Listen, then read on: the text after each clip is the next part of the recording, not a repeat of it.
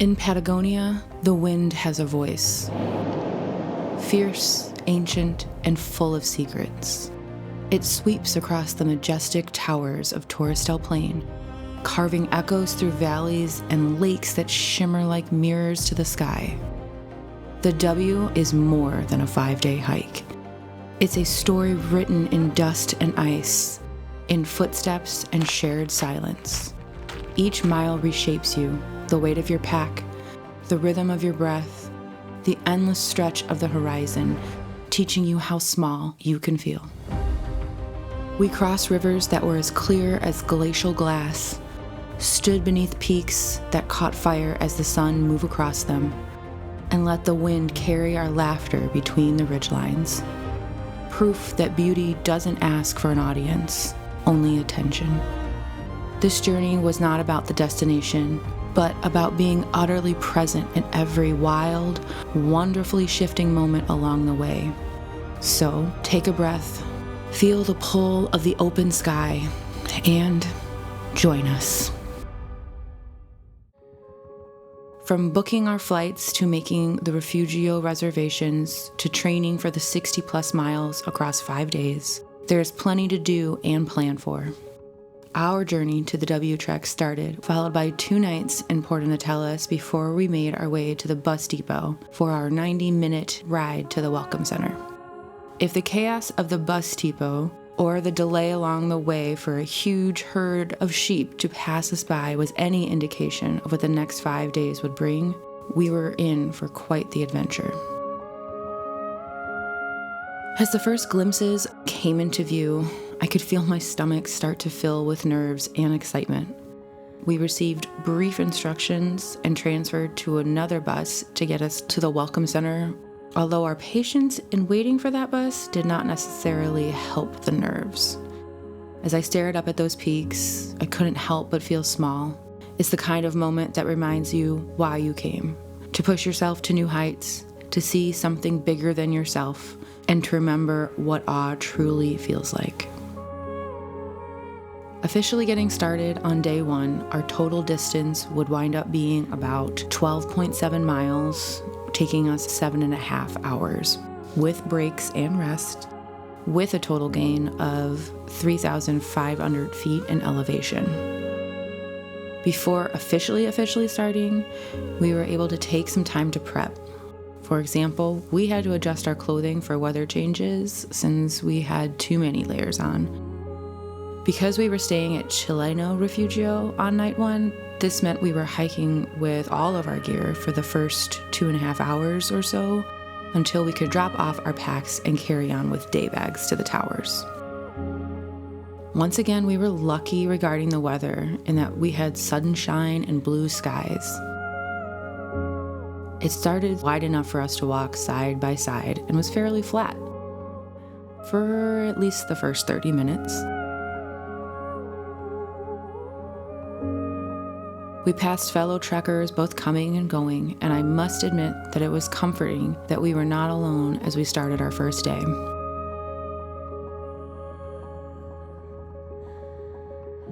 Taking in the scenery of the tall grass, the peaks in the distance, the fancy hotel that we would not be staying at, I was now fully aware that our adventure had begun. Before I knew it, the sounds of rushing and moving water filled my ears, and then, almost out of nowhere, we came to our first bridge. The catch? Only 2 people could cross at a time. Initially, this made me nervous. As I crossed with ease, my mind was also put at ease, and we continued on. We were surrounded with wide open spaces, even if the trail itself seemed to wind and narrow, becoming rocky, gravelly, dusty, and of course uphill. The climb had officially began, which brought the heavy feeling of my pack and being winded. But it also brought more sights with it. The sprawling hills and mountains came into view with trees and lakes and so much landscape to take in. I will say that carrying trekking poles and using them was quite helpful. do not let any feeling of self-doubt or discomfort take over too much. Take a beat, turn around, soak in the views, and remind yourself why you are here and what your goal is. Take your time. This is not your forever. The effort is worth the reward. Just keep trucking. Okay, back to the trail. Even with the variety of gravel, dust, rocks, and such, the path is well marked and will keep you on track. As we continued to climb, the river we crossed early on came back into view, and it appeared so much smaller. It amazes me how our perspectives can change in just a matter of minutes or hours. I honestly started losing track of time. The trail continued to narrow and hug the landscape, adding a new perspective and consideration. Be safe and aware.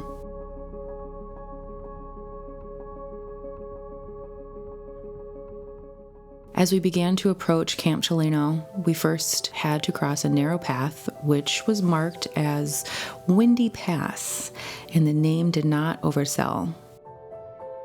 I will say, though, this is a fantastic spot to stop and grab some amazing photos with the views of the river, the hills and ridges, and the snow peaks in the distance. As you pass through the Windy Pass, you can see the trail ahead as you wind down to make it to Camp Chileno. You may not see it, but knowing that it lies ahead provides comfort and respite.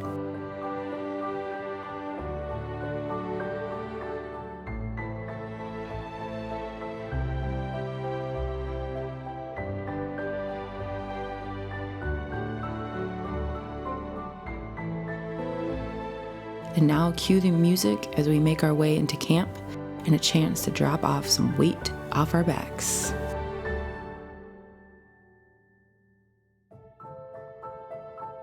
We arrived at Chileno around 12:15 with just enough time to catch a peek of where we would be sleeping tonight, then off to quickly drop off our bags, grab our day bags, and get back on the trail.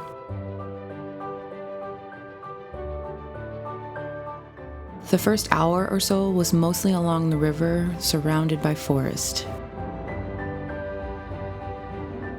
It was quite the change from the vastness and earlier climb.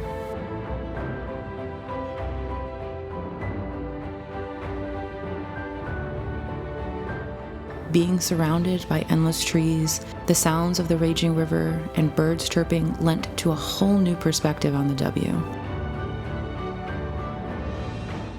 The lighter weight felt as though we were on a leisurely stroll. That is, until the trail was narrower and consistently took us higher and higher.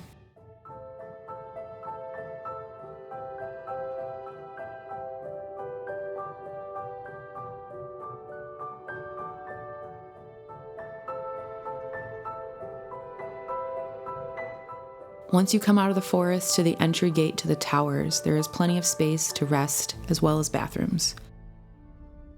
It should be noted that the entrance gate to the tower closes at 3, with the towers closing at 4, so be sure to plan accordingly. From here, it's about 1 more hour to the towers, and it was quite the challenge. Less of a trail and more of a climbing adventure. With steep switchbacks and jagged, uneven rocks to climb up and around, this part is definitely not for the weak. But the views, oh the views. Seeing a line of trekkers follow the trail in the distance was cause for a pause and a reshifting in perspective. A pattern began to emerge, and that we would take 10 steps and take photos. Take 10 steps, take some photos. Such breathtaking scenery surrounded us at every step. As we climbed through and around pebbles, stones, rocks, and boulders, and just as exhaustion was setting in, the towers came into view with such majestic authority, and I couldn't help but feel so proud of our accomplishments already. And we weren't even finished with day 1. All of the effort, the sweat, the tears, the sunscreen that went into getting here would all be worth it, was all I can think in this moment.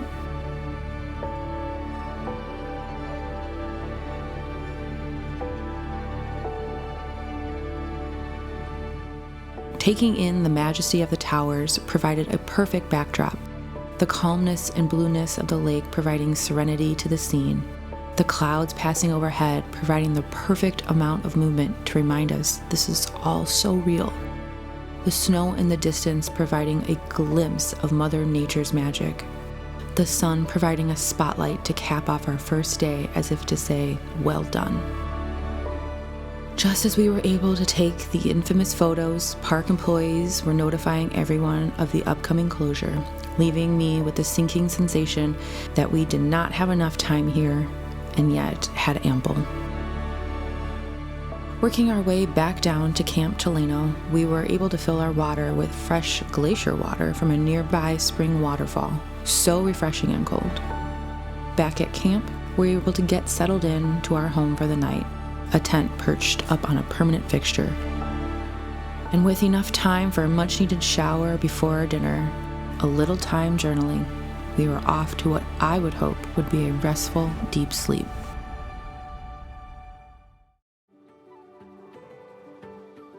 After a decent night's sleep, a delicious breakfast, grabbing our bagged lunches, we hit the trail for day 2.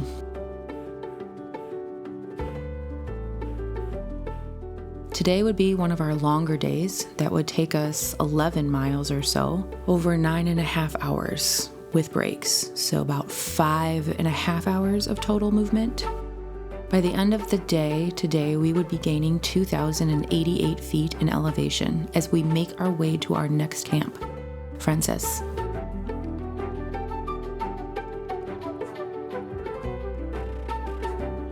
Today's trail takes you back towards where you came from, and it should be noted there are 2 paths you can take to Frances.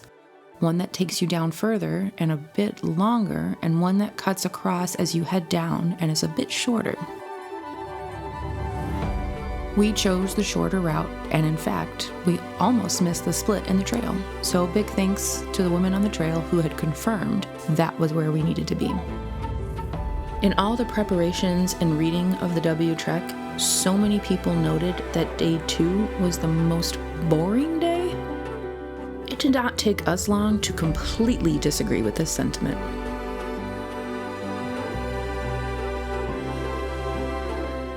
As we split from the crowds and found ourselves more alone and surrounded by hills, mountains, and vast greenery, we were far from bored.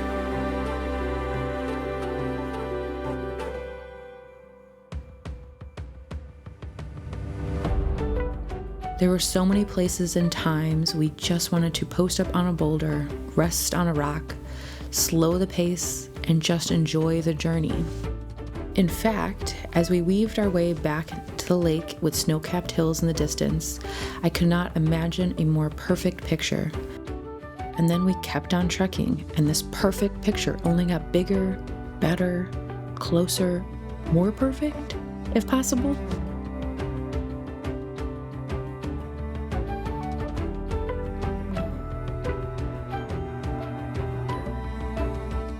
The trail itself varied throughout the day, going from wide and rocky to narrow and gravelly to even more narrow, squeezing between brushes and branches, exposing us to all kinds of different species of plant and tree life.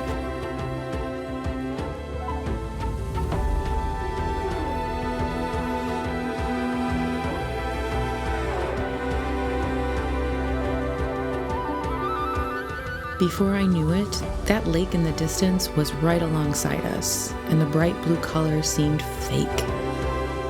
It was the perfect place to stop for lunch, with the rolling hills on the opposite side, the calmness of the water, the sound of the rushing water making its way to the mouth of the lake. It made the most picturesque lunch break, with the added bonus of the ability to fill up our water bottles with the freshest of glacier water.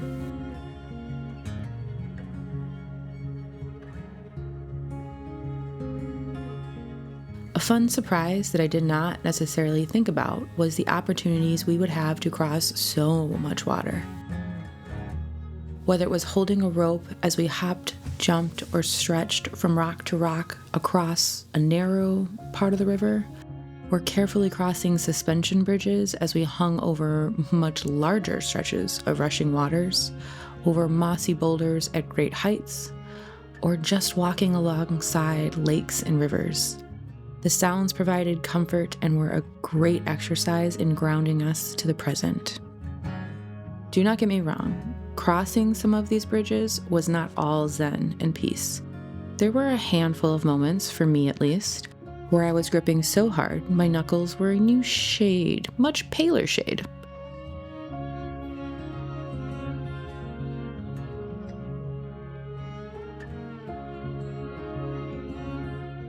As our day went, we began to climb above the lake once more, giving us a new vantage point as well as exposing us to new landscapes.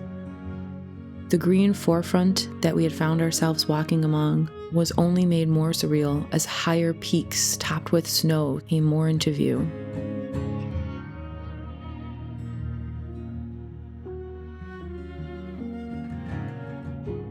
With this as the backdrop of our day, I found myself more in awe of all that Patagonia was showing us. The trail today was on the narrow side with gravel and rocks aplenty and weaved itself in and around the lake for a big portion of the day. The higher we got, the more vibrant I felt the water was getting. Luckily, there were places along the way where the trail opened up and you can stop for a rest, take a seat, and once again let your surroundings wash over you.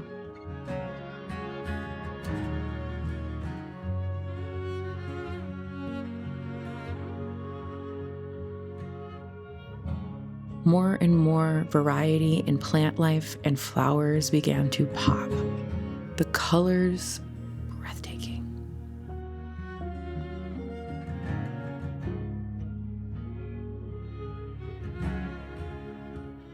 After spending so much of today along the lake and hearing the river, the rock shapes and the color changes start to jump out and just take over as the new centerpiece of the day's journey.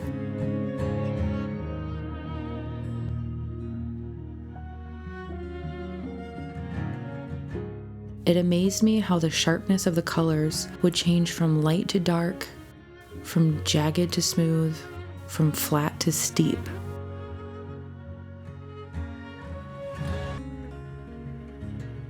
We would find ourselves in what felt like a brand new environment. One minute we were trekking head-on towards massive peaks, and the next we were nestled between two ridges, climbing our way up and up.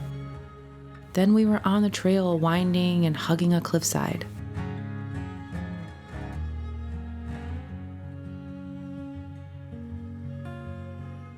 As the day continued on, we found the trail void of our fellow trekkers, almost as if we had Patagonia to ourselves.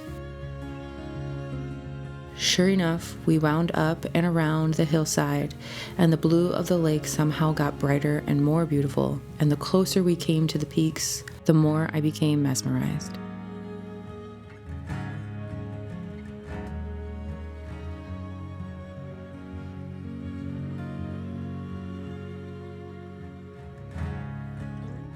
Following the path in between and around ridges, the exhaustion was creeping up, and we were getting more and more anxious and excited to get to our camp for the night.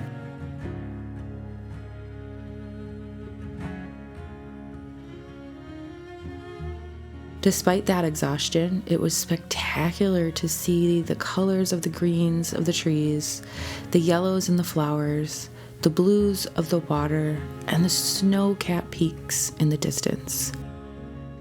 In moments like this, I find myself having to remind myself that the tiredness, the impending soreness, is all worth it. Especially when we can pause to get a rare shot of the two of us with the most amazing views.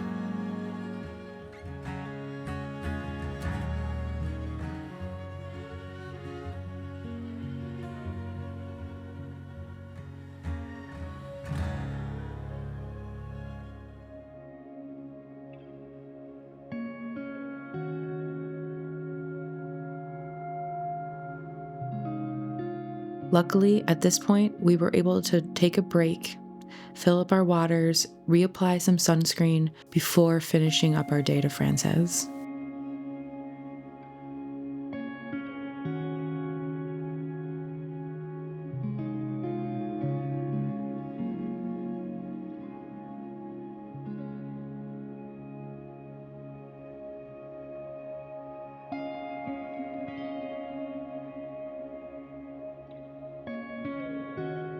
The Trail de Frances took us along the lake for a bit before a last climb up and down into camp.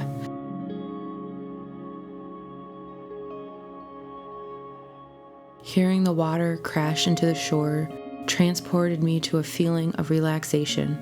I almost forgot we had been hiking most of the day.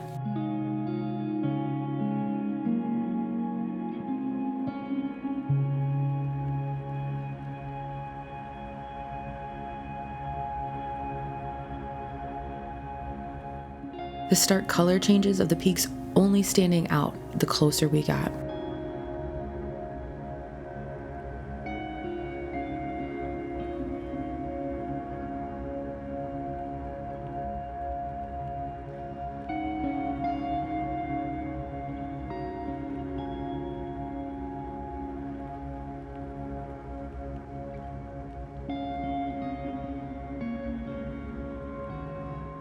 The panoramic views along the way are so worth the stops.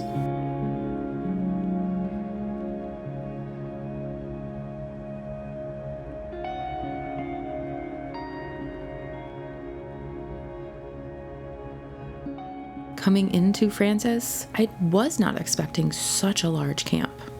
Our tent even had chargers and lights for us inside.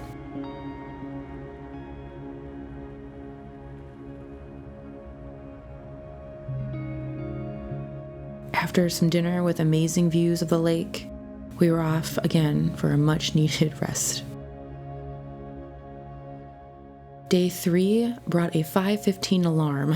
We will spend almost 7 hours in total movement, 11 total time, while we hike 15.9 miles and gain 2,065 feet in elevation.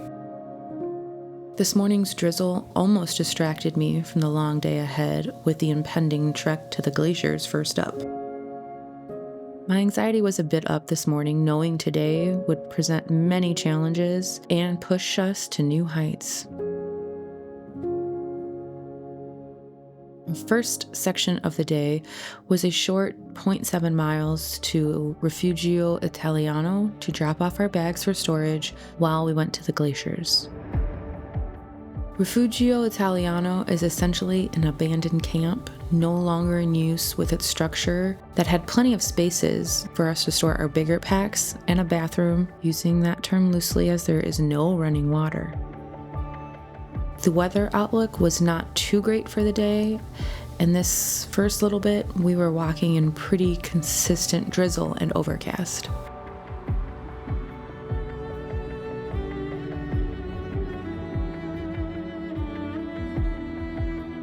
This leg of our day was about 3.5 miles to 2 glacier overlooks and then right back to Italiano to our bags and the remainder of the trek to our next camp.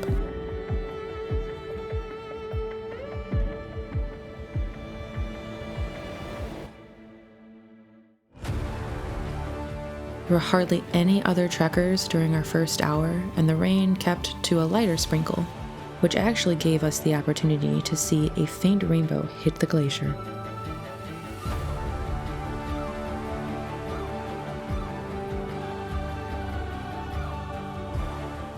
The red markers definitely came in handy on this part, as we would be crossing fields of stones, boulders, rocks, you name it.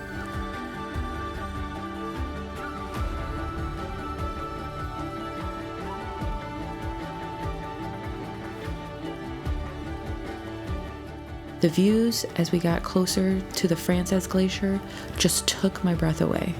There's just no other way to describe it.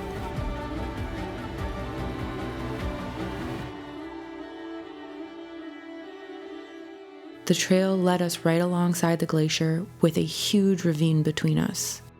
I will admit the breathlessness was also partly due to the incline we faced. As we climbed up through the forested path along the rushing river, it took us about 90 minutes to get to the official Francis Glacier overview. We were smacked with a front and center view of the glacier, and no matter what direction you turned, in any direction, you were hit with even more expansive views, massive and majestic mountain ranges, and wide open skies.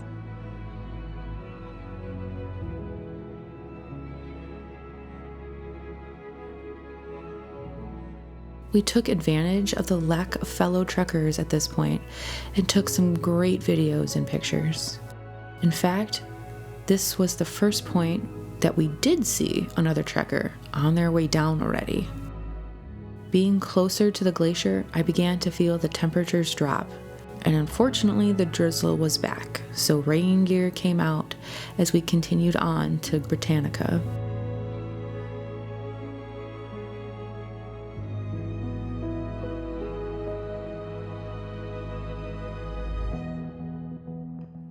There were not as many ups and downs as the first part, but we were climbing up and over bigger rocks and boulders and crossing water pretty consistently.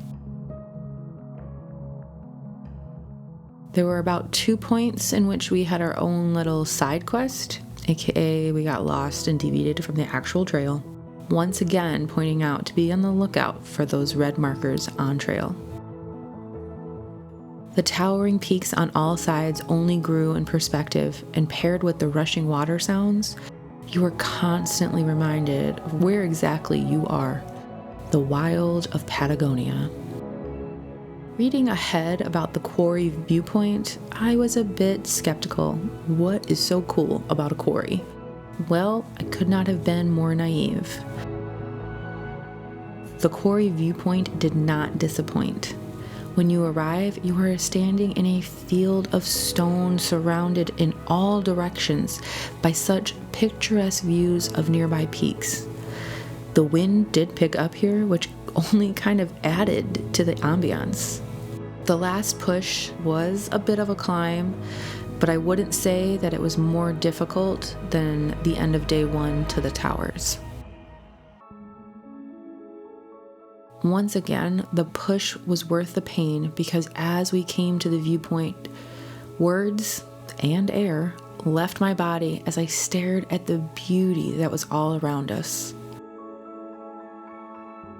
The word profound kept coming to mind, which is how I will leave it when describing this viewpoint. The downside was that we just couldn't stay here all day, or even half the day, or even a couple of hours, with our agenda pretty tight to get to our next camp.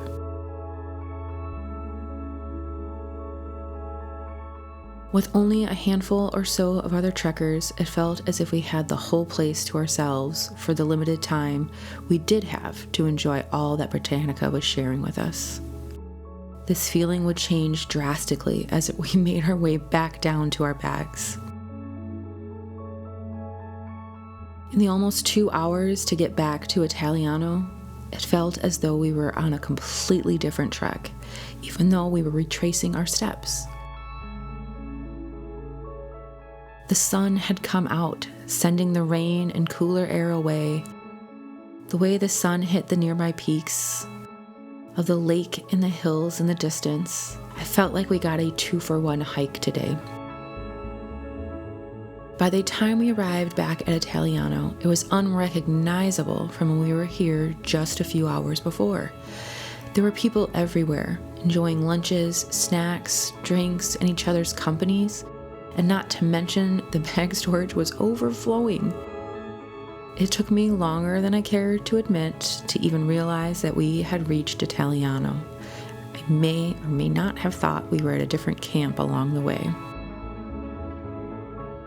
The next stage, or leg of today's adventure, was about 4.7 miles to Grande Paine. This part of our day took us in and around the water again. Heading back up into the hills, our trail was once again on the narrow side with more bridges to cross into the trees and abundance flowers.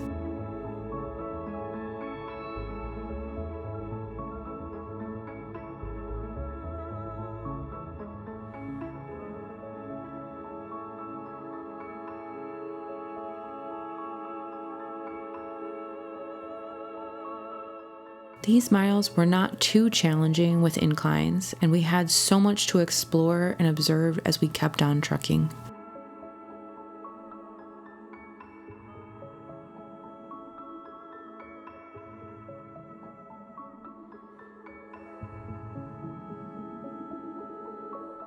In the distance, we could make out some trees that almost looked burnt with their coloring.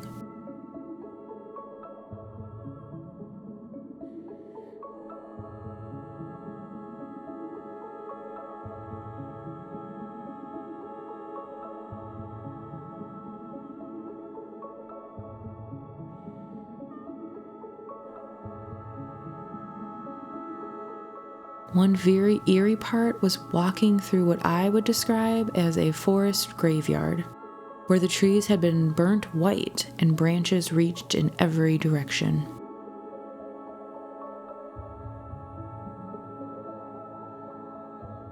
It seemed endless, this forest graveyard, and ever-changing color and shapes of the water as we continuously reached new viewpoints and angles to observe. We quickly became captivated by the way the wind blew over the water, creating mesmerizing designs and even kicking up some waves.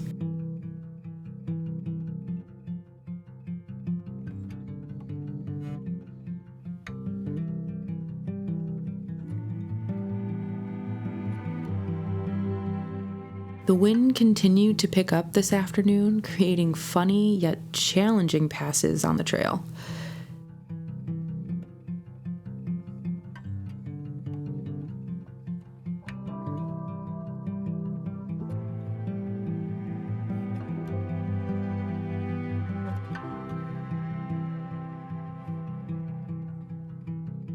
With the narrow trails and the drop-offs, take caution with the winds and be sure to crouch to the ground if you're feeling unsteady. Advice I probably should have taken at certain points.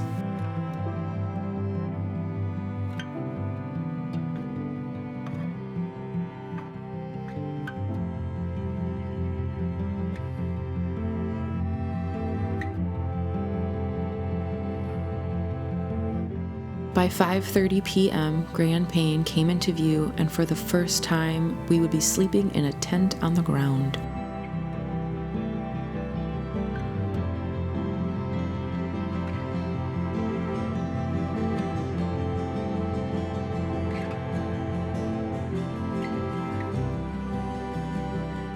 This camp had the most gorgeous backdrop, with tents tucked all the way up in between the ridges, and all around were views upon views. The beauty of the water to the majesty of the mountains, it was a great place to zone out.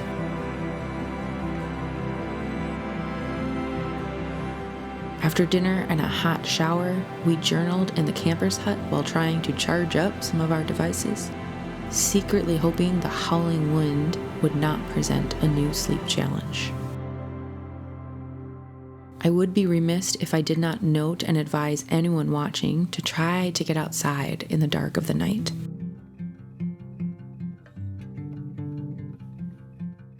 Okay, back to the trail for our day 4.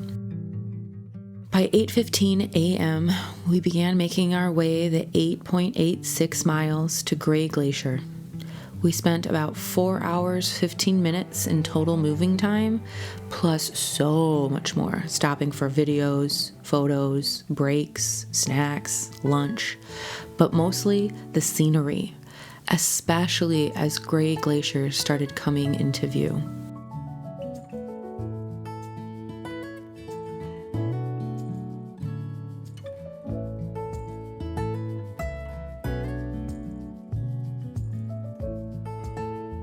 The trails were a little wider compared to yesterday, sometimes wide enough for us to walk side by side, and then back to being more narrow. The temperatures were a bit colder today, and the closer we would get to Grey, the more we could feel that coldness and temperature drop.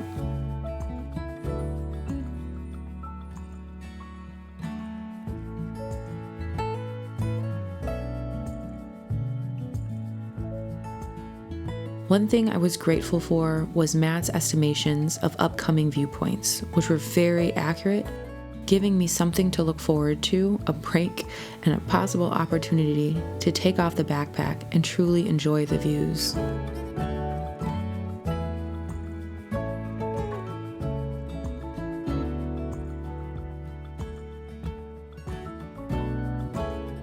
The wind gusts also joined us on the trail this morning, which made for an interesting and mildly entertaining morning, when they weren't trying to knock me over, that is.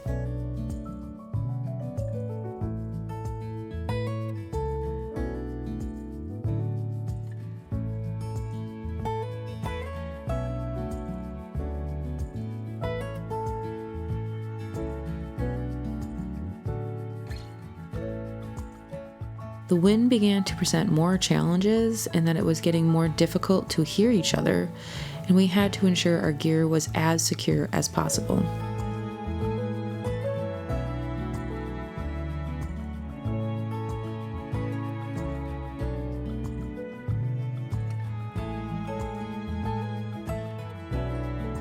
The clouds also presented what felt like new views around. With the quick-moving clouds, rain in the distance, there was just more to take in.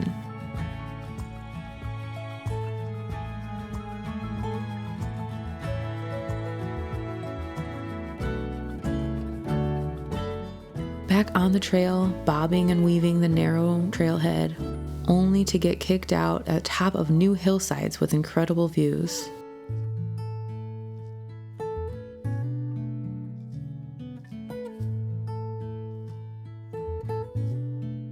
With each twist and turn in the trail, Grey Glacier came more into view, and I was not prepared for its majesty, and the anticipation only continued to build along with these wind gusts at certain points.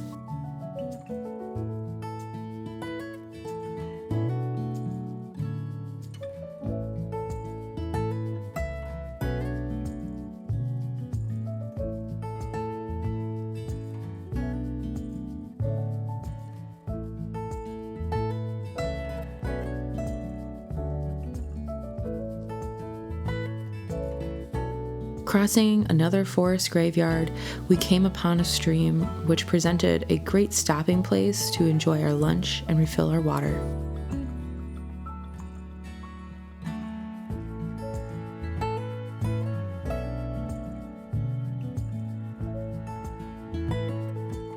We then found ourselves following a fairly flat part with amazing bell drop looking flowers. This might be a strategy Mother Nature played to lull me into some peace, because we would fast approach the challenge of the day. A steep climb down some rocks with no clear path and running water as an additional obstacle.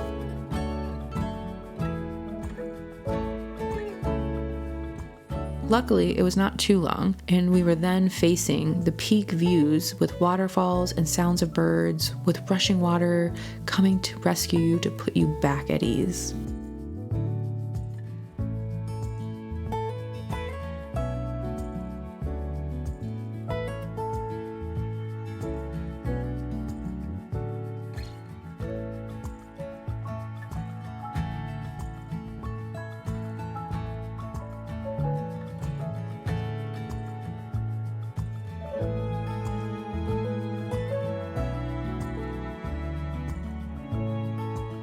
We arrived at Camp Grey Glacier and were able to check in, drop our stuff off at our tent, and become acquainted with tonight's accommodations. At Grey Camp, tents were in a meadow with the forest and peaks in the distance. After a short break, we were off to the Viewpoint. Our first up-close views were amazing and only got better as we climbed to the Viewpoint.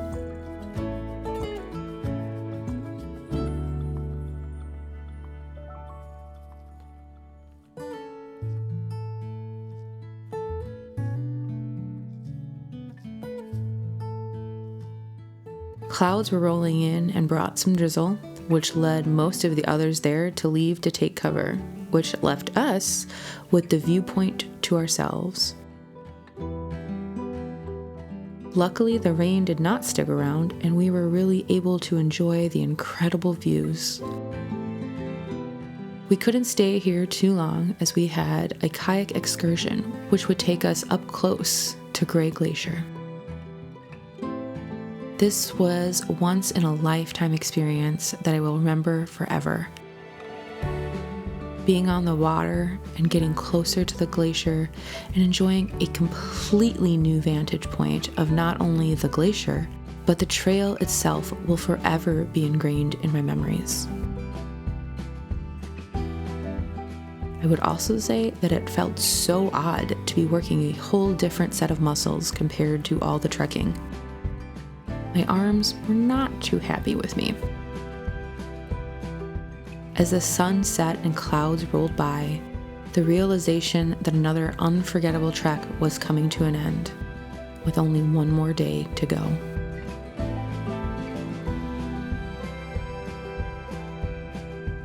Today, we added a side quest in the morning to go to nearby suspension bridges.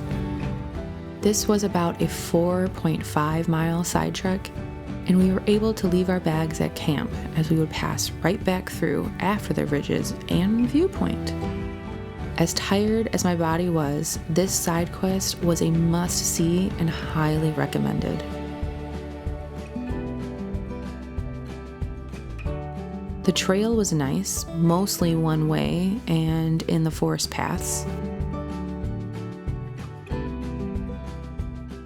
Along this part, there were 2 suspension bridges, both of which caused some increased anxiety and possibly some shaky hands. Originally, we were on this side quest for the bridges, but a fellow trekker passing by noted that we need to continue past the second bridge for an incredible viewpoint. Could not have been more grateful to that person because that viewpoint was fantastic. Being at this viewpoint, you are even closer to the glacier and so high up that we could see the kayaks we had been on the previous day, and they looked so small.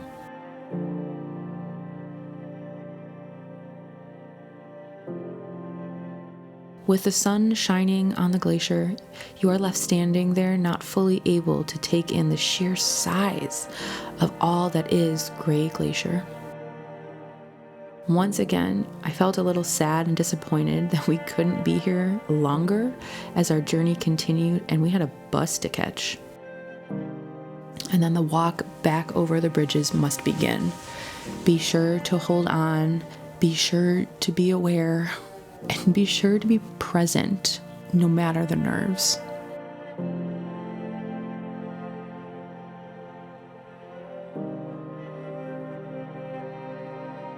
The trail back toward Grande Paine was a bit of a blur.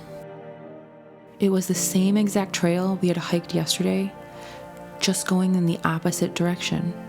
Except today, we had completely different weather. No wind, all sunshine.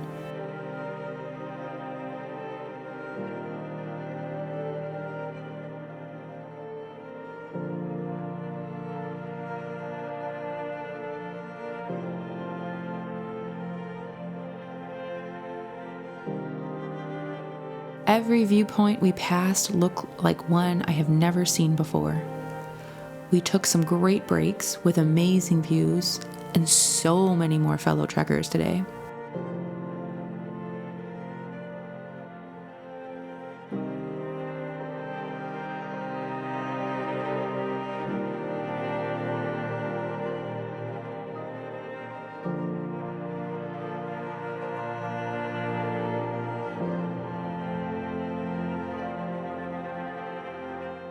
Seeing the reverse views as we did yesterday was unique and another great reminder to turn around.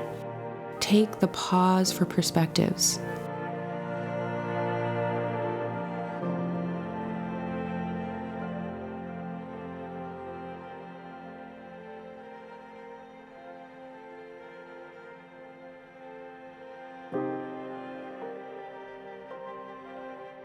As the trail wound and woved, taking us back, The realization that we were about to finish our 5th day on this 5th trek had my thoughts and feelings taking over.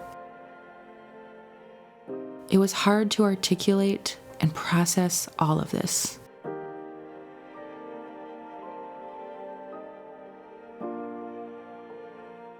I will say time was spent reflecting on our accomplishments, taking mental stock of the challenges and successes, and celebrating each moment.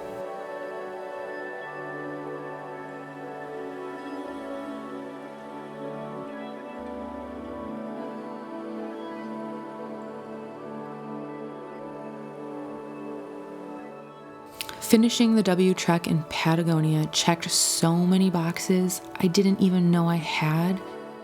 I will be forever grateful I was lucky enough to be there.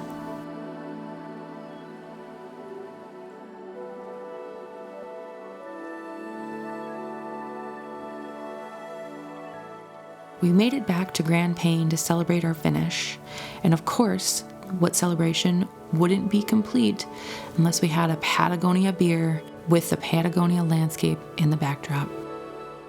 Cheers to another amazing trek and an amazing adventure in the books.